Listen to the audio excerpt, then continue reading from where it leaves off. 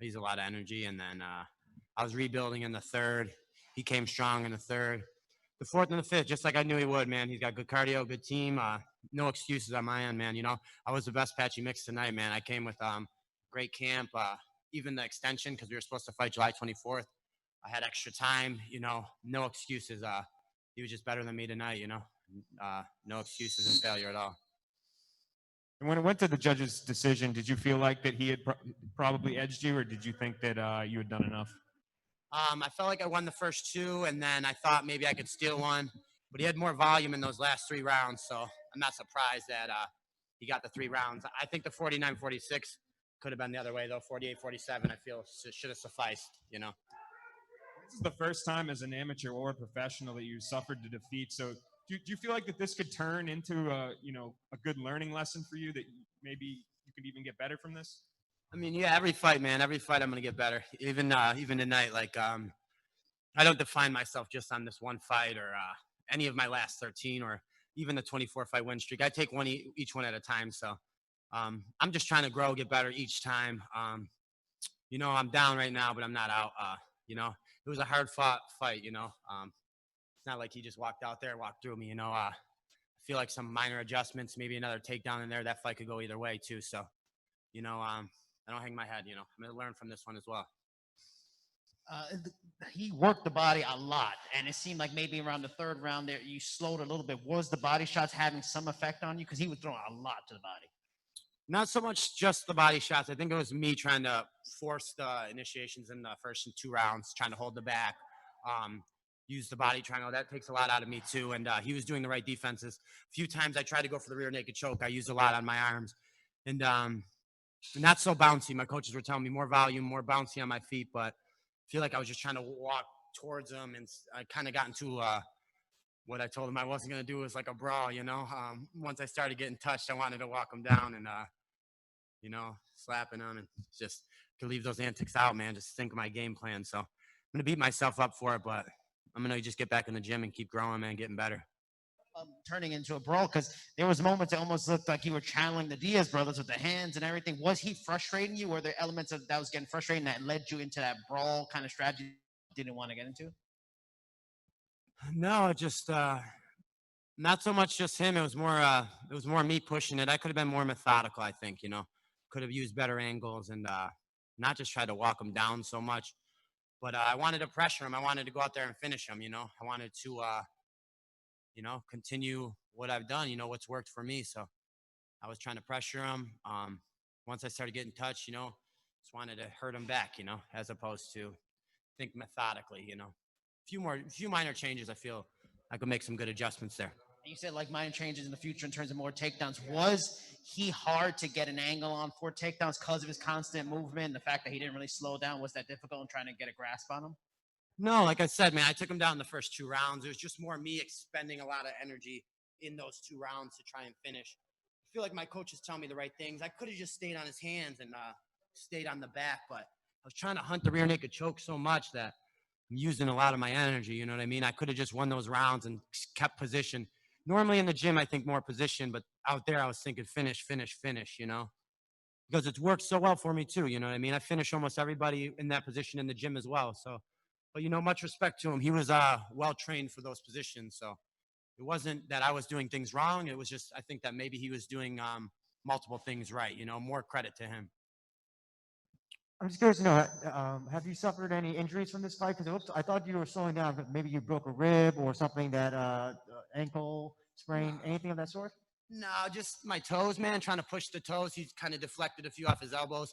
My feet hurt a little bit, but injuries, no ribs, man. I'm not hurting at all, you know what I mean, from anything really. I just, just my toes trying to keep him into the body a lot, him deflecting.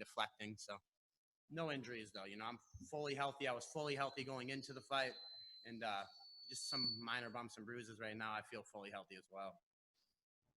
Let's talk about the that soccer kick that you got during the fight. Did it hit you in the head or did it hit you in the chest? It was very hard to tell from my end. No. I was still on the ground. I was just credit to my athleticism, man. I should have just been getting up faster. He went to the head.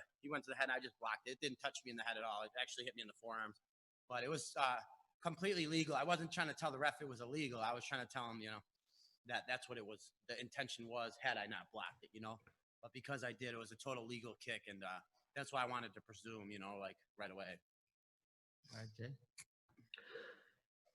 Patrick, I just wanted to ask a couple quick ones. First of all, you kind of touched on it, but this is the first time I believe you've gone the full 25 minutes. So how much did that factor into this? I've trained for 25 minutes. I was a multiple-time King of the Cage champion, so I've trained for 25 minutes before. Just going out there and getting the experience was important for me too. I fight like 5 to 7 rounds in the gym every Tuesday, Thursday, so it wasn't no different. It didn't feel no different. Sorry, I don't know where I'm looking. It didn't feel no different from the gym, though.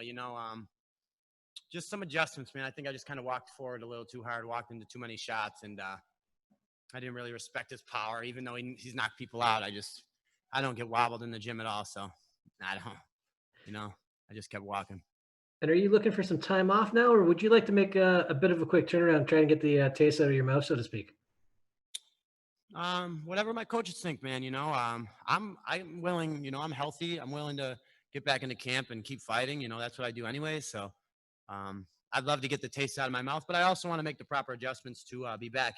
I'm not here just to be, one of these guys in the middle of the pack. I want to be a world champion. I want to be at the top of the list, and I feel adjustments. I could finish that fight just as well as I feel like I could finish, a lot of other people as well. So, get back out there soon. All right. Thank you very much, Patchy. Thank you, guys. Appreciate you, man.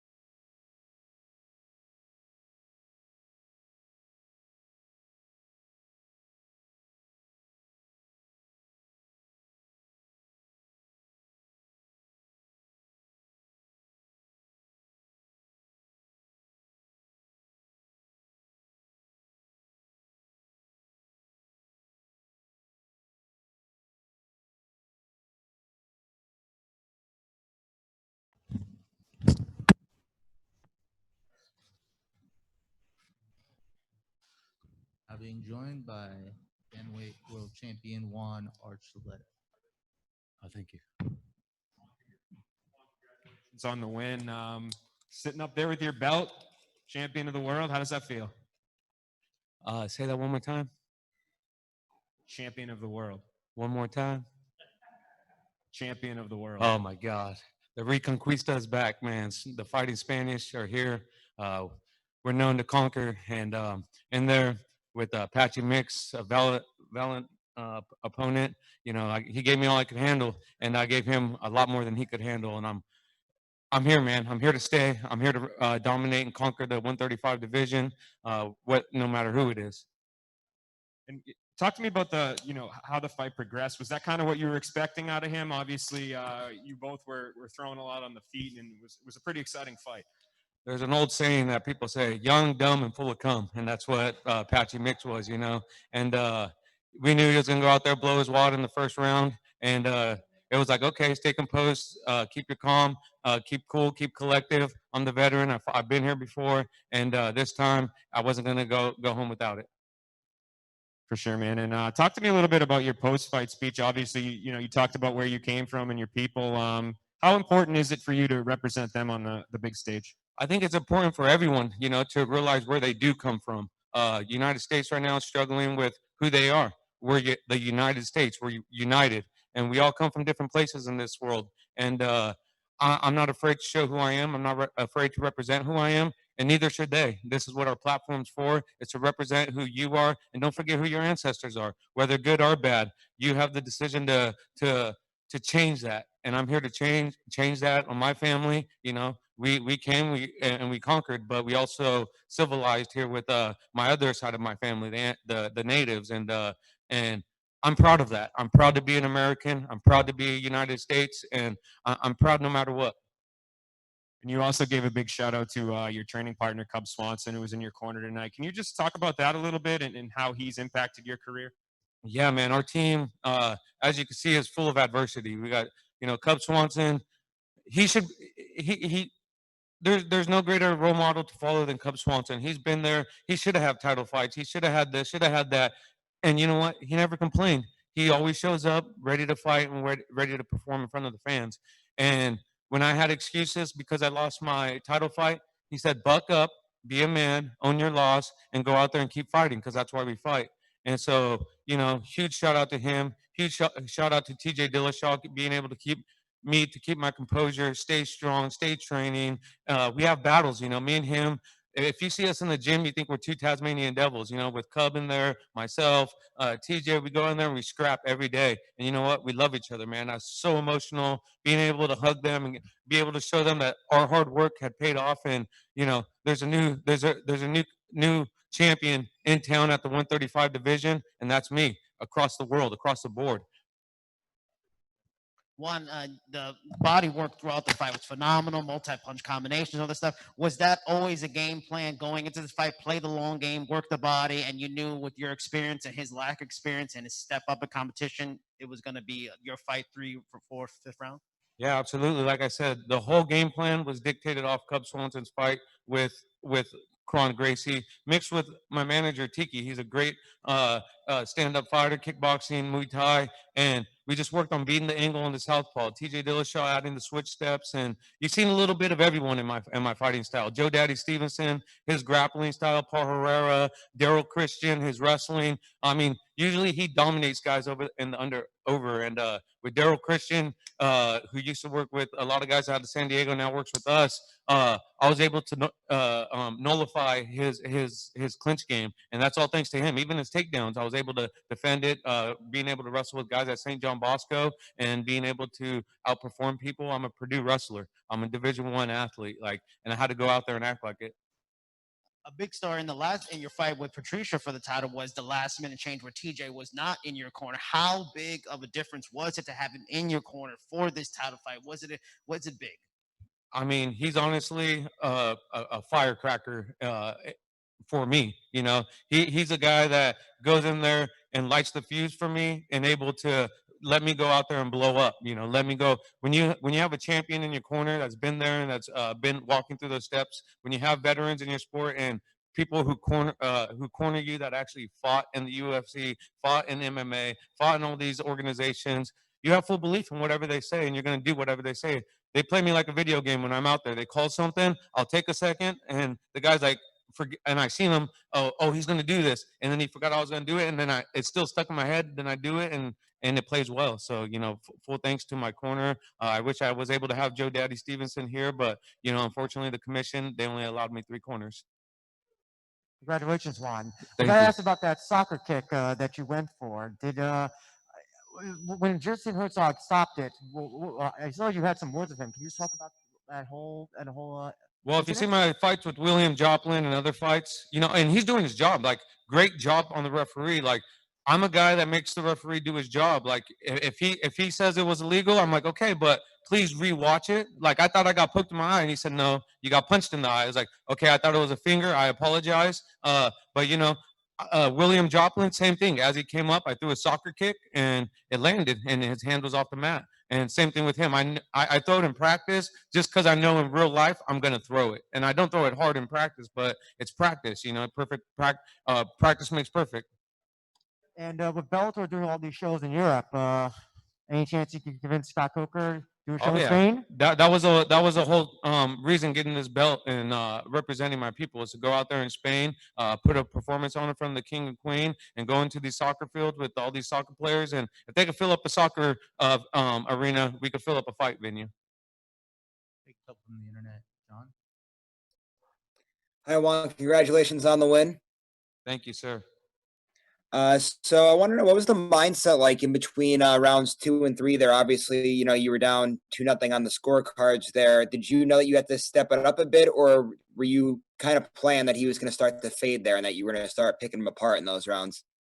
Yeah, he's never really lost a round, and the whole idea was, hey, just touch, and pick him apart. Of course, a couple times I overswing, and he took my back, and he got some takedowns. But hey, we fight through adversity. We're fighters. We're born with a gift, all of us. Whether it be journalism, whether it be construction worker. For me, it's fighting and performing, and it's going out there and making a big drama show, Triple G style, big drama show, and that's what I gave the fans. Thanks, Juan. Appreciate it. Yep.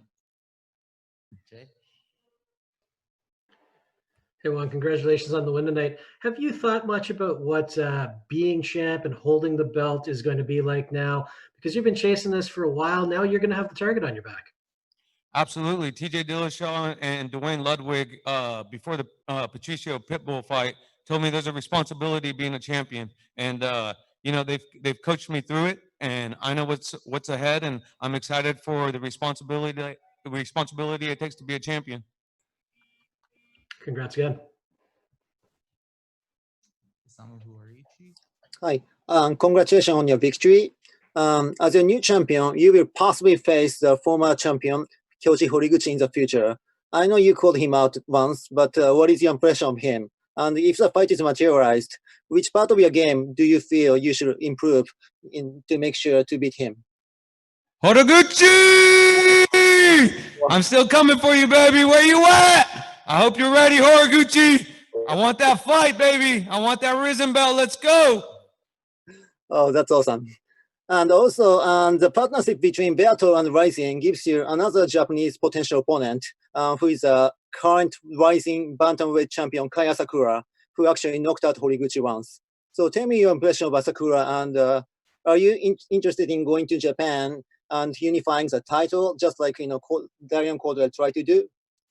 The Dice team and Scott Coker and my manager Tiki Gosen is going to make it happen. Special shout out to the Dice team. Thank you guys for the love and support. Yes, it's going to happen. You will see me in Japan. It's going to be just like this. But first things first, true champion defends his belt, and I'm a conquistador. I'm going to go out there. I'm going to dominate the 135 division all around the world. Thank you. All right. Thank you very much, champ. We'll be joined shortly by Scott Coker. Thank you, guys. Big shout out to myself.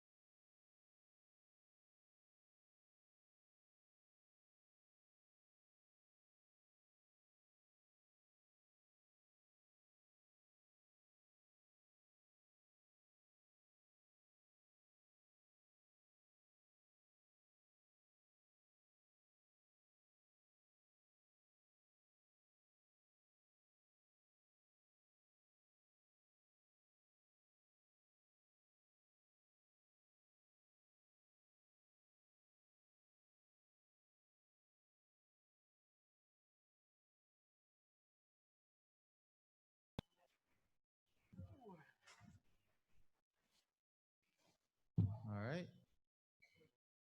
We are now being joined by Bellator President Scott Coker.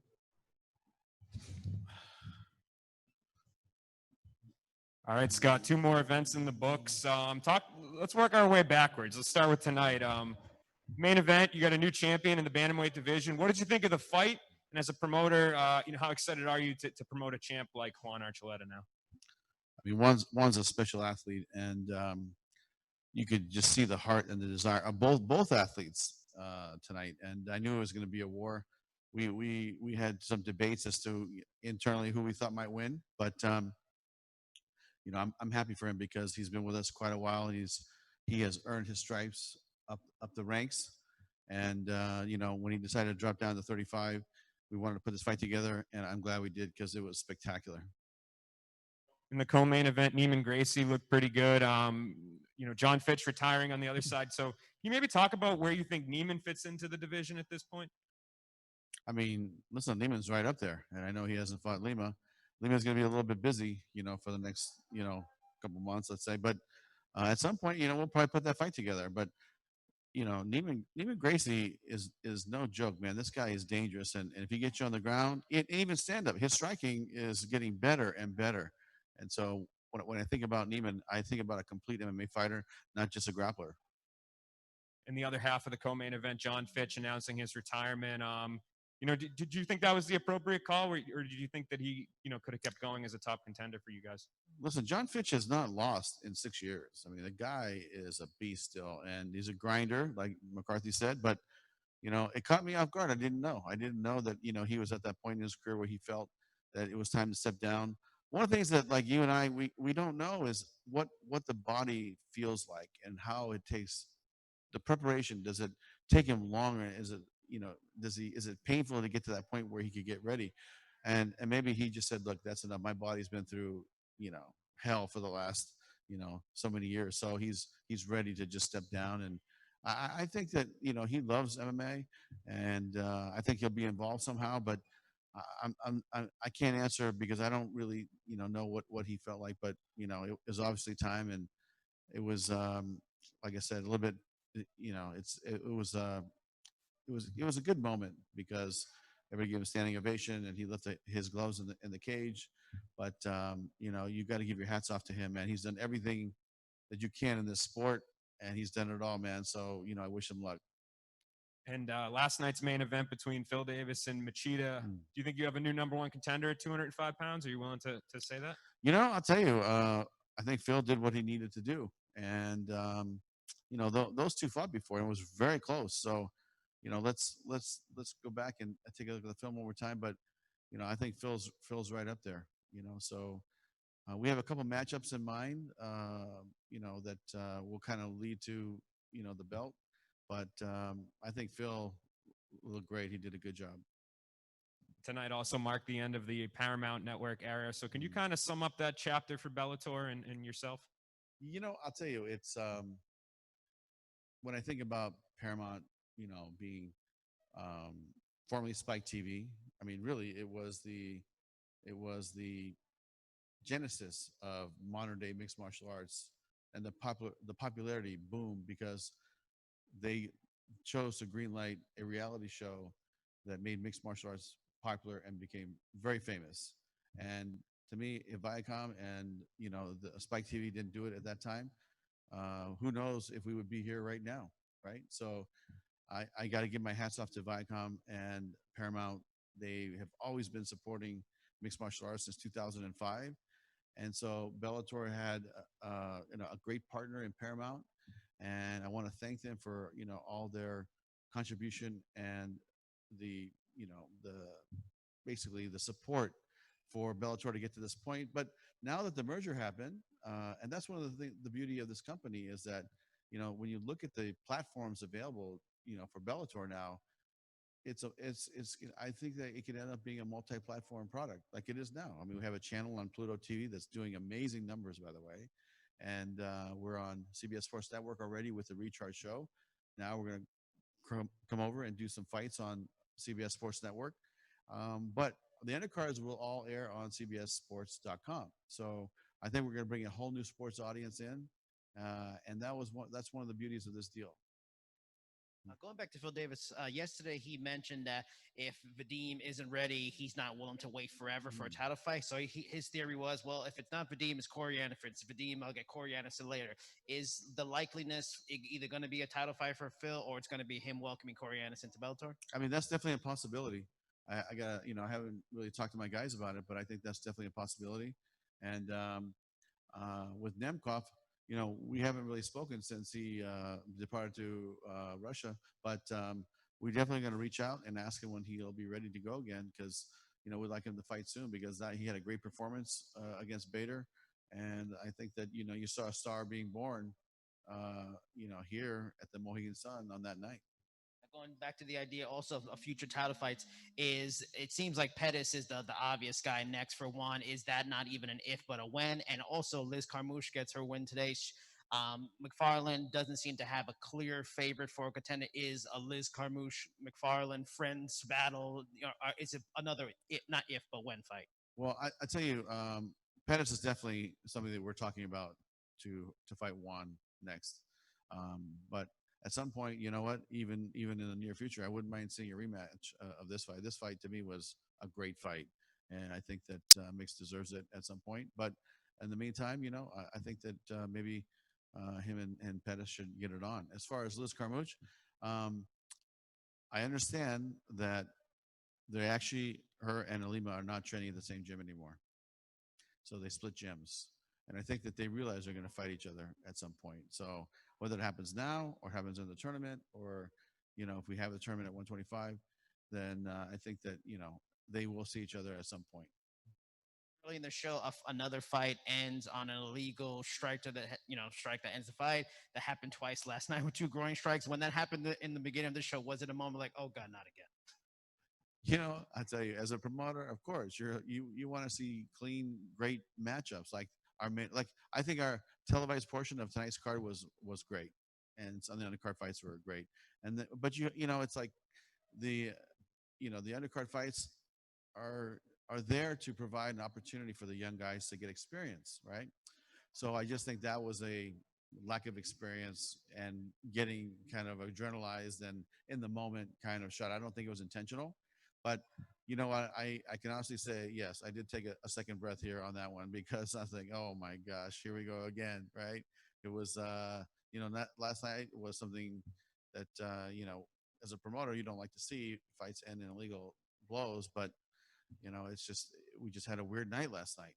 But I think we came back strong today, and I think you saw some great fights today. Regarding the heavyweight division, I'm curious to know: are you considering the Czech Congo Johnson fight to be maybe a #1 contenders fight for Ryan Bader's title? I'll tell you, I think that that's something that I always like to reserve judgment, because I like the fight to happen and then see how they look. But whoever wins that fight, if they have a great performance, I think that's the case. And also, Juan Archuleta seems to really want a show in Spain. Is that something that you're going to look towards to do, an MMA show in Spain? I'll tell you, I don't think he's going to want to wait that long for us to figure out how to get to Spain with all the travel bans and all the European restrictions. I mean, it was difficult enough to, get to Italy and Paris, to do these events. So Spain would be a whole new set of challenges, I think. But as you guys know, it's a very interesting time in the history of the world, actually, with COVID hitting and just the pandemic. It's not back to normal. And when it does get back to normal and we can travel and there's no restrictions, we would love to go to Spain and do a fight with Juan. But I think that's going to be a ways out. He's going to want to fight 1 or 2 times in between then, in my opinion. So, him fighting Horiguchi, because Horiguchi trains and lives in LA, that's something that, we would be interested in if he was available. I know that because he is a Japanese citizen, he could go back to Japan and fight on New Year's Eve or fight for Sakakibara when he needs to. But if he is available, I think we would love to put that fight together. I will take just a couple more from Zoom here. Jay? Thanks very much. And Scott, on the topic of Liz Carmouche, she did say that her and Alima Lay were willing to fight each other. They talked about it for a while. In a hypothetical flyweight Grand Prix, then, do you see Alima as defending her title throughout that tournament, similar to featherweight and welterweight? Yes, I think that the process will be the same, and the champion will continue to be the champion until they lose. So that's going to be consistent with our tournaments, and I don't think this will be any different. Okay, you kind of touched on the other one, but in terms of Fedor, is the plan still 3 fights for him, or has anything changed with his status? Fedor has 2 fights left, and both of them will most likely be out of the country. I say that with reserve because you guys know the situation. It's hard to navigate around, and every time we try to go outside somewhere, it's challenging. But I think Fedor, the plan was to do the 3 fights. We hit Japan on New Year's Eve last year, or the day before New Year's Eve. And then we want him to fight in Europe at some point. And then we want him to fight in Moscow to be his retirement fight. And that's kind of the plan for him. But we have 2 fights left, and we'll figure it out. But it's going to be sometime in 21. Thank you. Giancarlo? Hi, Scott. You just brought up about Fedor. Has he ever just talked to you, or have you had discussions on possible opponents? I guess Brock Lesnar's a name that's out there that a lot of fans have been speculating about. Is there interest from Fedor about making that fight happen? Yeah, I mean, as far as the Brock Lesnar situation, really, it's we threw it out to him through his people that we were interested in a Fedor fight. If he's interested, please let us know. Again, I don't even know if he's under contract and we made it very clear, if you're not in contract and you want to fight Fedor, then please let us know. And I'm not sure if he really wants to fight or not fight. I mean, but if he does want to fight, we'll definitely put it on. If he's a free agent, him and Fedor would be a great fight. Maybe that's something we could do in Moscow. And final one for me, Ryan Bader losing the light heavyweight title, but he still has a heavyweight title. Have you heard anything on how soon he can get back into the cage? I'll tell you, we reached out to him today actually, and through his management, and he said Ryan's out hunting, and he won't be back for a while. So give me a call sometime in a couple of weeks. So I'll let you know in a couple of weeks. Thanks, Scott. All right, last question, John. Hi, Scott. I wanted to ask you about Chris Cyborg. I know you announced on the broadcast today that she has a fight coming up in October. A little bit of a surprise. Everybody thought that she'd be fighting either a rematch with Julia Budd or maybe with Kat Zingano getting a win last night. Just can you touch a little bit about how you kind of came up with that matchup? And then are we going to see maybe a Julia Budd and Kat Zingano fight in the future here? Yeah, I mean, the matchups for Kat and Julia, we have not put opponents, up for them yet. So that's something that we're still in discussion. But listen, Arlene is no joke. I mean, she's heavy-handed. She wants this fight, and it's something that Cyborg welcomes, because Cyborg will fight anybody. And so we feel like this will be a great fight. So to me, we put this fight together, and then as we move forward, listen, Cyborg will fight Julia Budd again, because Julia keeps asking to fight her as well. So we got some great fights ahead for Cyborg. And as far as Kat Zingano, look, she fought last night for the first time in 2 years, and to me, she still looked athletic. She still looked fast. She could do her thing, but I think she needs a couple fights, and then then she could end up fighting Cyborg if she continues to win. Dan? Hey, Scott. Great night tonight. I know that we were talking about the heavyweights before. Someone that was recently brought up not too long ago was Jake Hager. And I know that in AEW, he keeps on bringing up Bellator, and the announcers bring them up. Is there any plan for him moving forward? I know that traveling-wise and mixing sports-wise, it might be difficult due to COVID-19, but do you have a timeline? Oh, you know what? Actually, we don't, but I'd like to see him back as soon as possible, because, one thing when we're having Bobby Lashley fight or Hager fight, it's like, they have great skills, and they're making the transition to becoming mixed martial artists. And, Hager is somebody that I feel like if he could just get enough fights and get enough reps in, he could go, and, I think he could, sky would be the limit. So to me, as soon as he wants to come back, we'll do it. But there's nothing set right now. Thank you. All right. Thank you, everybody. Thank you, Scott. guys.